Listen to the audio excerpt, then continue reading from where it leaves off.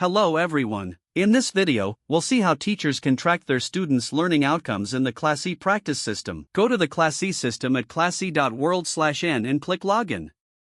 Enter your login details and click Login again.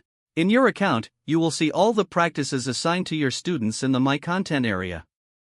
Select the topic you want to view the results for and click on the name of the class you are interested in. Here you will see all the chapters for the topic you selected. You can view the learning outcomes at the chapter level or for the entire topic. Let's look at the reports at the individual chapter level. There are two types of reports, a skills report and a grades report. Let's first enter the skills report.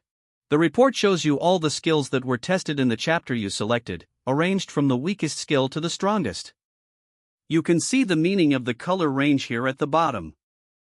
If we click on one of the skills, we can see the distribution of students in that skill. So we can see that we have a group of weak students and a group of strong students.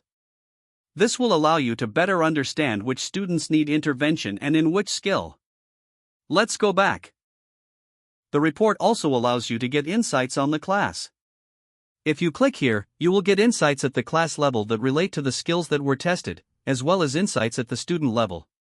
When we refer to the strong students and the weak students, we give recommendations on how to help and promote each of the student groups.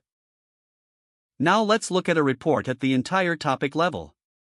By clicking on the graph icon, we will select the skills report. We'll get a report similar to what we saw, but because it refers to all the chapters, there are many more skills here and we may need to scroll. Here too, we can request and receive insights on learning, and they are also at the class level and at the student level. Now let's look at a grades report. The A+ button on the chapter will show us the students' grades in the selected chapter. In the same way as what we saw before, we also have grades at the topic level. Let's click on the Grades Report button. In the report, we will see all the chapters in the topic with their grades. The last level of the report we will show you is a report at the class level.